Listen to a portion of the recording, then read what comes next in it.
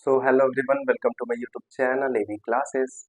So as we had already discussed the polarization of light in last class, there are various methods from which we can obtain the polarization of light.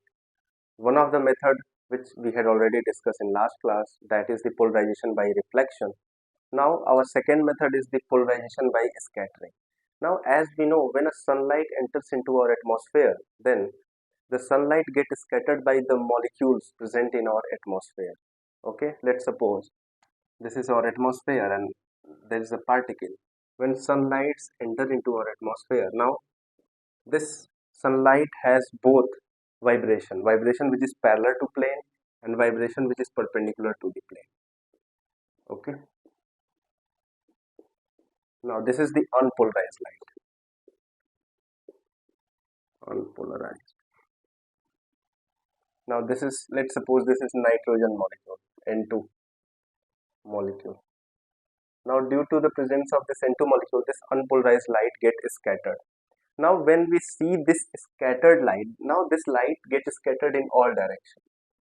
But when we see this scattered light at right angle to the incident light ऐसे आ रही है तो इसका right angle कैसे होगा? अगर हम यहाँ से देखें, यहाँ पे लेट्स सपोज यहाँ से अगर हम देख रहे हैं जो कि इसके बिल्कुल क्या है, परपेंडिकुलर है, मतलब जो लाइट रेज इस डायरेक्शन में स्कैटर्ड हो रही है, अगर हम उसको देखेंगे किसी पोलराइजर के थ्रू तो होगा क्या कि इसमें हम देखेंगे ना, तो जो इसमें वाइब्रेशन होगी वो डॉट वाले होंगे, means the vibration which is perpendicular to the plane of vibration. Okay, it means that when a sunlight enters into our atmosphere get scattered, and when the scattered light get seen at right angle to the incident light, then that scattered light is completely polarized light. Okay, अब ऐसा होता क्यों है? देखो इसमें दोनों vibration है, जो एरो हेडेड वाइब्रेशन है ना, इसका जो एक्सोलेशन का कंपोनेंट होगा इसके राइट एंगल में वो जीरो होगा. मैंने कल एक समझाया था एग्जांपल देके, एक ए वेक्टर ऐसे है और एक बी वेक्टर ऐसे है, तो ए का बी पे क्या कंपोनेंट होगा? जीरो, क्योंकि दोनों 90 पे है. तो जब 90 पे मान लो एरो वाला ये पैरेलल है इस प्लेन के, तो इसका कंपोनेंट इसके परपेंडिकुलर डायरेक्शन में होगा ही नहीं. परपेंडिकुलर डायरेक्शन से परपेंडिकुलर वाला ही वाइब्रेशन आएगा ना. ठीक है, इसका मतलब क्या हुआ कि जो ये स्कैटर्ड लाइट है जो इसके 90 डिग्री में स्कैटर्ड हुई है वो जो है कम्प्लीटली प्लेन पोलराइज होंगे, और इसको ये कहते हैं पोलराइजेशन बाय स्कैटरिंग. पहला था रिफ्लेक्शन के थ्रू, जिसमें ब्रिस्टर लॉ पढ़े थे हम. लाइट रेज स्ट्राइक करती है किसी ग्लास पे, पार्सली स्कैटर्ड पार्सली ट्रांसमिटेड, तो जो रिफ्लेक्टेड लाइट होती है वो कम्प्लीटली पोलराइज होती है कब? जब इंसिडेंट लाइट जो है ब्रिस्टर एंगल पे फॉल होता है. सेकेंड था स्कैटरिंग. अनपोलराइज लाइट है, स्कैटर्ड हुआ मॉलिक्यूल्स के द्वारा, तो अगर हम इसी स्कैटर्ड लाइट को राइट एंगल पे 90 डिग्री पे अगर देखेंगे हम, तो वो जो स्कैटर्ड लाइट होती है वो क्या होती है? प्लेन पोलराइज्ड होती है. ठीक है, जो तीसरा मेथड होता है, that is the polarization by double refraction. Polarisation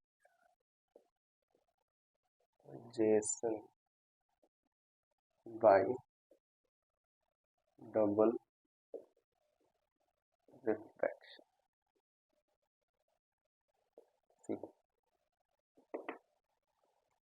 See, double refraction means there's some type of material which shows this double refraction process, like calcite, quartz. Okay. Now, when unpolarized light incident on this double refractive material, this is the optical axis, then it gets scattered or split into two components. This contains both vibration.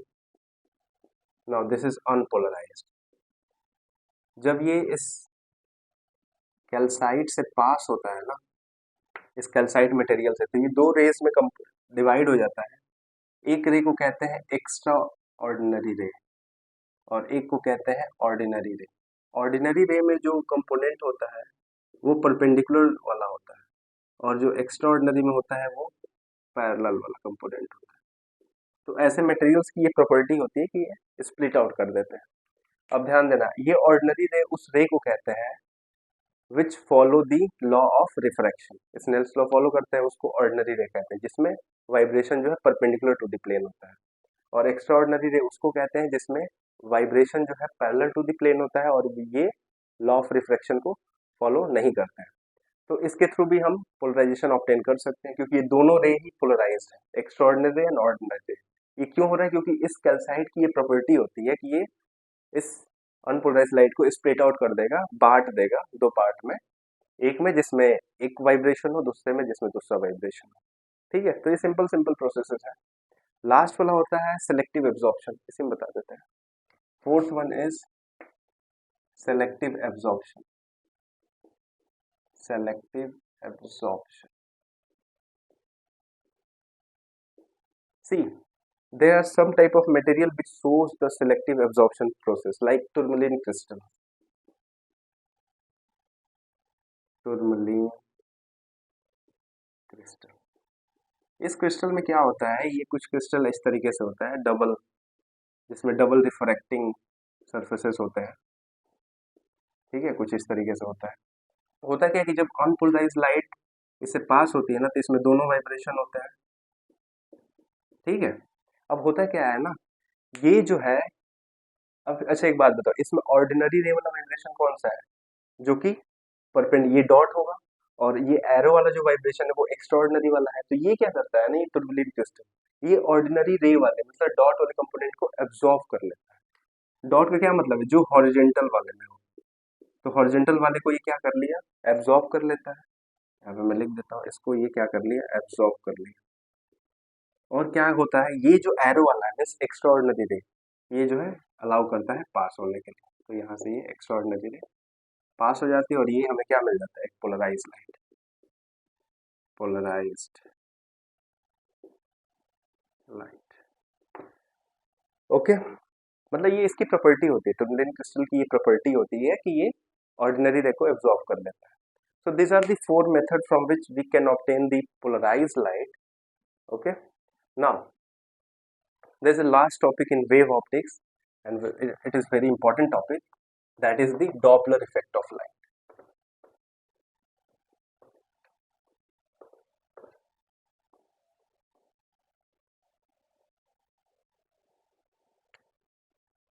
Doppler effect of light.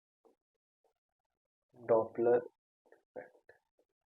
Now what is this Doppler effect? See, whenever there is a relative motion take place between the source and the observer, then the frequency which is or frequency of light which is obtained or observed by the observer is different from the frequency which is actually produced by the source.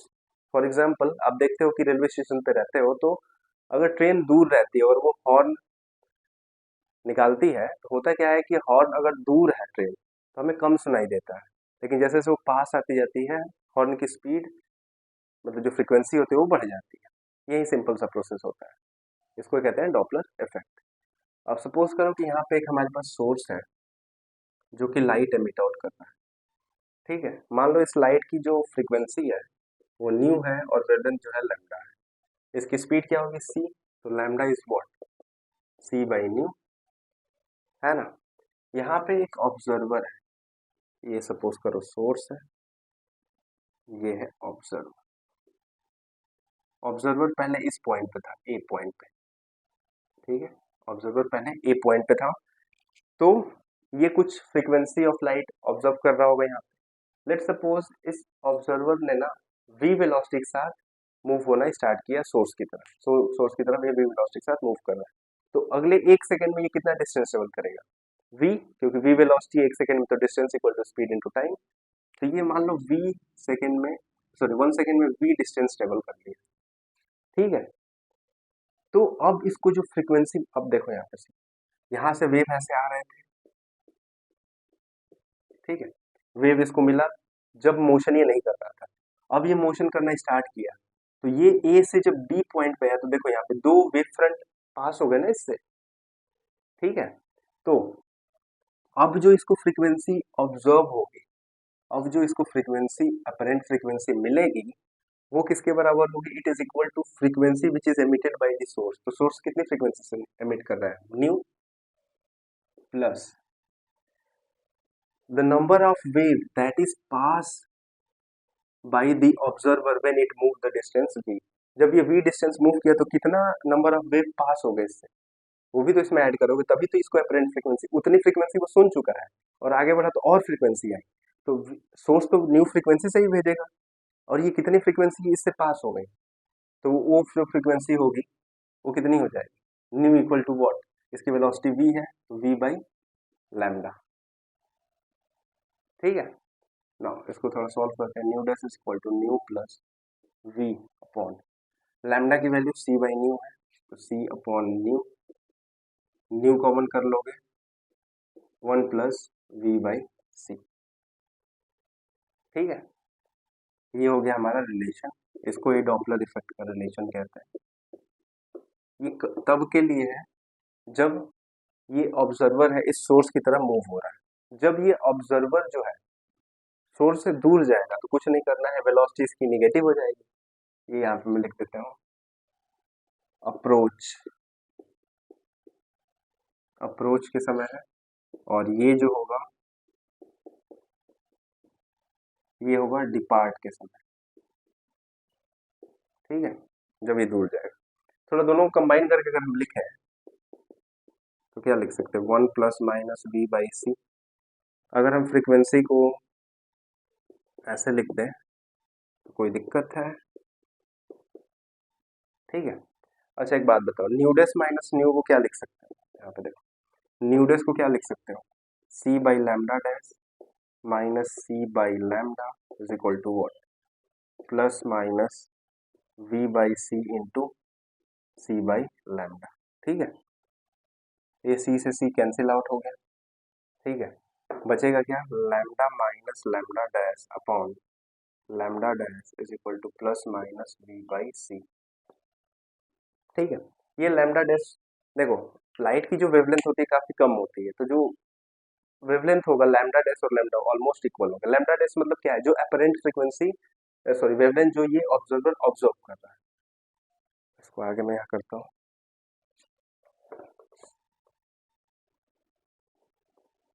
देखो तो इसको ये lambda dash almost lambda के बराबर है, तो हम क्या लिख सकते हैं? Lambda minus lambda dash is equal to plus minus v by C into lambda. ये एक रिलेशन आता है डॉपलर इफेक्ट में ही, इसको ध्यान से देखना। सी, ये क्या बता रहा है कि जो वेवलेंथ एक्चुअली एमिट आउट हो रहा है सोर्स से और जो वेवलेंथ अब्सॉर्ब कर रहा है ऑब्जर्वर, उनका डिफरेंस बता रहा है।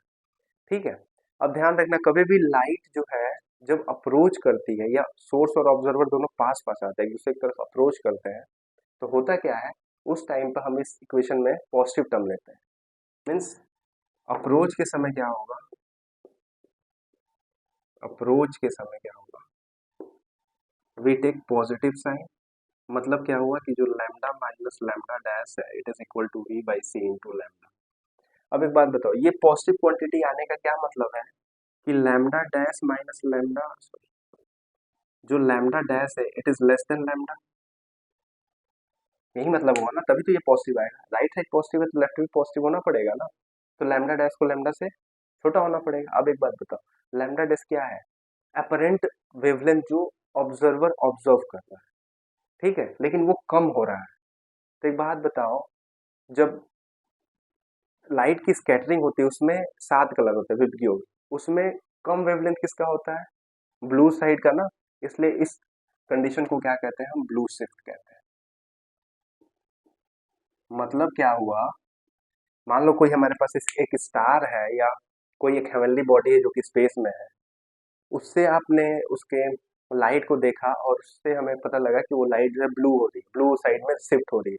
इसका मतलब क्या हुआ कि वो जो है हमारे पास आ रही है, कोई एस्टेरॉइड है, कोई मीटेरॉइड है, अगर वो हमारी तरफ अप्रोच कर रहा है और उसको हम लाइट, अगर उसको हम देख रहे हैं और वो जो लाइट का शिफ्ट है अगर वो ब्लू रीजन में शिफ्ट हो रहा है, इसका मतलब क्या हुआ कि वो जो है अप्रोच कर रहा है, क्योंकि जब अप्रोच होता है तभी ये कंडीशन आती है। तो ध्यान रखना, जब सोर्स एंड ऑब्जर्वर पास पास आते हैं, एक दूसरे की तरफ अप्रोच करते हैं, तो उसको हम कहते हैं ब्लू शिफ्ट। और जब ये दूर दूर जाता है, यहाँ पे देखो, जब ये डिपार्ट होगा, जब ये डिपार्ट होगा तब हम क्या लेंगे, नेगेटिव साइन। पॉजिटिव नेगेटिव क्यों ले, सिंपल सी बात है, अभी मैंने बताया कि ये जो ऑब्जर्वर है सोर्स की तरफ जा रहा है, तो मैंने वी वेलोसिटी लिया था, जब दूर जा रहा है तो माइनस भी होगा, ऑब्वियस है। एक साइन का एक कन्वेंशन हम लेंगे ना। तो एक चीज बताओ, एक कंडीशन तो ले लिए पॉजिटिव, अगर हम नेगेटिव साइन लेते हैं तो उस टाइम पे ध्यान देना, ये राइट हैंड साइड देखो यहाँ पे, lambda minus lambda dash equal to minus V by C into lambda. अब एक चीज देखो, राइट हैंड साइड नेगेटिव है, तो ये नेगेटिव कब होगा, जब लैम्डा डैश ग्रेटर हो लैम्डा से। इसका मतलब क्या हुआ कि जो अपरेंट फ्रीक्वेंसी वेवलेंथ है ऑब्जर्वर के लिए, वो इंक्रीज कर रही है। तो इंक्रीज करेगी तो किसकी वेवलेंथ ज्यादा होती है, रेड लाइट की। इसलिए इसको क्या कहते हैं, रेड शिफ्ट कहते हैं, रेड शिफ्ट। इसका मतलब क्या हुआ कि हम जब भी स्टार्स या समझ रहे हो सन को देखते हैं या स्टार को देखते हैं, उससे जो लाइट हो जाती है उसको स्टडी करते हैं, तो उसमें कभी भी लाइट जो है रेड रीजन की तरफ शिफ्ट होती है। वो जो ये शो करता है कि स्टार जो हमसे दूर जा रहे हैं, और ये एक बहुत बड़ा बढ़िया वैलिड प्रूफ है दैट यूनिवर्स आर एक्सपेंडिंग। ठीक है, यूनिवर्स फैल रहा है तभी तो स्टार दूर जा रहा है, और एक ये डेमोन्स्ट्रेशन था एक्सपेंडिंग ऑफ यूनिवर्स का। तो रेड शिफ्ट कहते हैं। तो ध्यान रखना, ब्लू शिफ्ट कब होगा, जब चीजें पास पास आती है, क्योंकि पास आएंगे तो हम ये कंडीशन पॉजिटिव होगा, तो लेफ्ट साइड को पॉजिटिव होना पड़ेगा, तो वेवलेंथ कम हो जाएगा। वेवलेंथ कम किसका होता है, ब्लू का, तो वो ब्लू शिफ्ट हो जाएगा। तो ब्लू शिफ्ट होने का क्या मतलब है, कोई चीज हमारे पास आ रही है, अगर वही चीज रेड रीजन में चली गई तो मतलब वो हमसे दूर जा रही है। ठीक है, so that is simply the Doppler effect. और ये फॉर्मूला याद रखना, जो अपरेंट फ्रीक्वेंसी होगी वो 1 प्लस माइनस बी बाई सी के बराबर होगी।